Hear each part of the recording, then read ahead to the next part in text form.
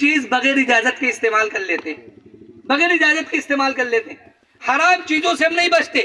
مثال کے طور پر ہم لوگوں کے خاص طور سے دیہات کے اندر یہ ایک ماحول بنا ہوا، ہو سکتا اب نہ ہو، لیکن ابھی کچھ دنوں پہلے لوگوں نے بتایا کہ یہاں پر کسی کو زمین گروی رکھنی ہو، پیسے کی ضرورت ہے، مثال کے طور پر ہمیں ضرورت ہے، ہم کسی صاحب کے پاس گئے اور کہا بھئی اب 50,000 روپیہ ہمیں دے دو اور یہ 5 بیگھہ زمین تمہارے پاس گروی ہے، جب ہم تمہیں 50,000 واپس کریں گے تب زمین ہمیں دے دینا۔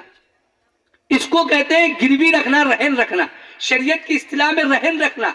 گروی رکھنے والے کو راہن کہتے ہیں اور جس کے پاس رکھا گیا اس کو مرتہن کہتے ہیں۔ شریعت کا حکم یہ ہے، ہماری شریعت نے بتایا ہے کہ جو چیز تمہارے پاس گروی رکھی ہوئی ہے وہ تمہارے پاس امانت ہے، تم اس کو استعمال نہیں کر سکتے، اپنی ضرورت میں استعمال نہیں کر سکتے۔ اور ہو کیا رہا ہے، 50,000 روپیہ دینے کے بعد جب تک وہ پیسہ واپس نہیں کرتا اس کی زمین کے اندر ہم جتائی بھی کرتے ہیں، بوائی بھی کرتے ہیں، غلہ بھی پیدا کرتے ہیں اور اپنی ضرورتوں میں استعمال کرتے رہتے ہیں۔ کبھی ہم نے سوچا کہ ہم حرام کام کر رہے ہیں؟ یہ حرام ہے، اس زمین کا غلہ کھانا، غلہ اس کے اندر کھیتی کرنا، غلہ پیدا اس غلے کو استعمال کرنا، یہ حرام و ناجائز ہے۔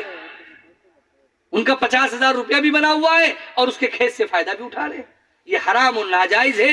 درست نہیں ہے کسی مسلمان کے لیے کہ گروی رکھی ہوئی چیز سے فائدہ اٹھائے، اس سے بچنا ضروری ہے، حرام چیزوں سے بچنا ضروری ہے۔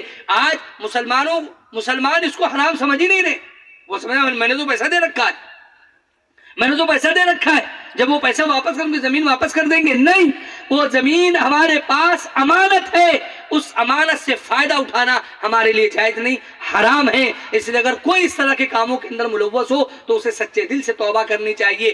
اگر کوئی آدمی اس طرح کے حرام کام کے اندر مبتلا ہے، چاہے وہ تکبیر اولیٰ سے نماز پڑھنے والا ہو، ہر سال عمرہ کرنے جاتا ہو، تہجد کی پابندی کرنے والا ہو، پھر بھی اللہ کے نزدیک وہ عبادت گزار نہیں ہے۔ عبادت گزار وہ ہے، آقا نے فرمایا اتق المحارم تکن عبد الناس، حرام چیزوں سے بچو، سب سے بڑے عبادت گزار بن جاؤ گے۔ خالی تسبیح پڑھ لینا، تہجد پڑھ لینا اور نفلیں پڑھ لینا اس کا نام عبادت ہے؟ حرام چیزوں سے بچے چاہے نہ بچے، دوسرے کی زمین پر قبضہ کیے ہوئے، اس کی زمین سے ناجائز فائدہ اٹھا رہے، دوسرے کے مکان پہ قبضہ کیے ہوئے، گالیاں بک رہے، پڑوسیوں کو پریشان کر رہے، ان کا حق مار رہے اور سمجھ رہے بہت بڑے عبادت گزار ہیں۔ خدا کی قسم وہ عبادت گزار ہو ہی نہیں سکتا۔ آقا علیہ السلام کا فرمان 100% درست ہے۔